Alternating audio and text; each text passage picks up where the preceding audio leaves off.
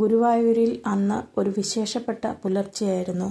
ഇളം കാറ്റിൽ തുളസിയുടെയും ചന്ദനത്തിരിയുടെയും സുഗന്ധം ഒഴുകി നടക്കുന്നു. നാലമ്പലത്തിനകത്ത് ശംഖനാദം മുഴങ്ങിയപ്പോൾ വിഗ്രഹത്തിനു പിന്നിൽ ഒളിച്ചിരുന്ന ആ കൊച്ചു കുസൃതി ഒന്ന് കണ്ണു തുറന്നു. ഭക്തർ കൊണ്ടുവരുന്ന കദളിപ്പഴവും വെണ്ണയും കഴിച്ച് മടുത്ത കണ്ണന് അന്ന് എന്തോ ഒരു പുതിയ കൊതി തോന്നി. ഈ സമയം ക്ഷേത്രമുറ്റത്ത് ഒരു സംഘം കുട്ടികൾ വട്ടം കൂടി നിൽക്കുകയാണ്. അവർ എന്തോ ഭയങ്കര ചർച്ചയിലാണ്. ഒരാൾ ചോദിക്കുന്നു, കണ്ണന് എന്നും ഈ പഴവും പായസവും തന്നെയല്ലേ കൊടുക്കുന്നത്? പാവം, ബോറടിക്കില്ലേ?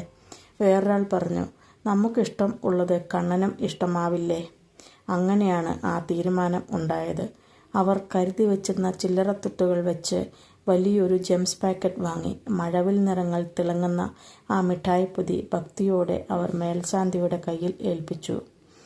പൂജ കഴിഞ്ഞ് നിവേദ്യമായി ആ വർണ്ണമിഠായികൾ കണ്ണൻ്റെ മുൻപിലെത്തി. നടയടച്ചു കഴിഞ്ഞപ്പോൾ കണ്ണൻ പതുക്കെ തൻ്റെ വിഗ്രഹത്തിൽ നിന്ന് പുറത്തേക്ക് ചാടി. മുന്നിലിരിക്കുന്ന പൊതി കണ്ടപ്പോൾ കണ്ണൻ്റെ വിടർന്ന കണ്ണുകൾ കൂടുതൽ വിടർന്നു. ഇതെന്താ മഞ്ചാടിക്കുരുക്കളോ? ഇത്രയും നിറങ്ങളിലോ? കണ്ണൻ വിരലുകൾ കൊണ്ട് ഒരു ചുവന്ന മിഠായി തൊട്ടുനോക്കി. പതുക്കെ അത് വായിലേക്കിട്ടു. മിഠായിയുടെ പുറന്തോടിൻ്റെ ശബ്ദം കണ്ണന് വലിയ സംഗീതം പോലെ തോന്നി. ഉള്ളിലെ ചോക്ലേറ്റ് നാവിലലിഞ്ഞപ്പോൾ കണ്ണൻ ആനന്ദം കൊണ്ട് കണ്ണുകൾ അടച്ചു. ഓ, എന്തൊരു സ്വാദ്! ഗോപികമാർ തരുന്ന വെണ്ണയേക്കാൾ മധുരം. ഉച്ചപൂജയ്ക്ക് ശേഷം മേൽശാന്തി നട തുറന്നപ്പോൾ അവിടെ കണ്ട കാഴ്ച അദ്ദേഹത്തെ അമ്പരപ്പിച്ചു. മിഠായി പാക്കറ്റ് കാലിയായിരിക്കുന്നു എന്നു മാത്രമല്ല, ശ്രീകോവിലിനുള്ളിലെ കരിങ്കൽ തറയിൽ അങ്ങിങ്ങായി മഴവിൽ നിറങ്ങളിലുള്ള കുഞ്ഞു കാൽപ്പാടുകൾ.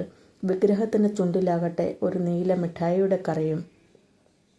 ഭയഭക്തി ബഹുമാനത്തോടെ അദ്ദേഹം ആ ചായം തുടച്ചു മാറ്റാൻ തുളസി തീർത്ഥം എടുത്തു.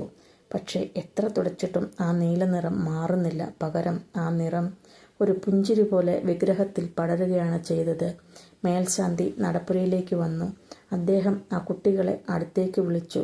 അവരുടെ കയ്യിൽ ഒഴിഞ്ഞ പാക്കറ്റ് കൊടുക്കുന്നതിനു പകരം അദ്ദേഹം ഓരോരുത്തരുടെയും കയ്യിൽ ഓരോ മഞ്ചാടിക്കുരു നൽകി. വിസ്മയമെന്ന് പറയട്ടെ, ആ മഞ്ചാടിക്കുരുക്കൾക്കെല്ലാം ചോക്ലേറ്റിൻ്റെ മണം ആയിരുന്നു. ഭഗവാൻ നിങ്ങളുടെ മിഠായി കഴിച്ചു, പൂജാരി വാത്സല്യത്തോടെ പറഞ്ഞു. പകരമായി അവൻ അവൻ്റെ പ്രിയപ്പെട്ട മഞ്ചാടിക്കുരുക്കൾക്ക് മിഠായിയുടെ മധുരം നൽകിയിരിക്കുന്നു. ഈ മധുരം നിങ്ങളുടെ ഉള്ളിൽ എന്നും ഉണ്ടാവട്ടെ. ആ കുട്ടികൾ അന്നറിഞ്ഞു, തങ്ങൾ നൽകിയ ഓരോ തരി മധുരവും ഭഗവാൻ ലോകത്തിന് മുഴുവൻ നന്മയായി തിരിച്ചു നൽകിയെന്ന്. ഗുരുവായൂരപ്പൻ്റെ വിഗ്രഹത്തിൽ അപ്പോഴും ആ നീല നിറം ഒരു പുഞ്ചിരിയായി ബാക്കി നിൽപ്പുണ്ടായിരുന്നു. ഹരേ കൃഷ്ണ, ഹരേ ഗുരുവായൂരപ്പ.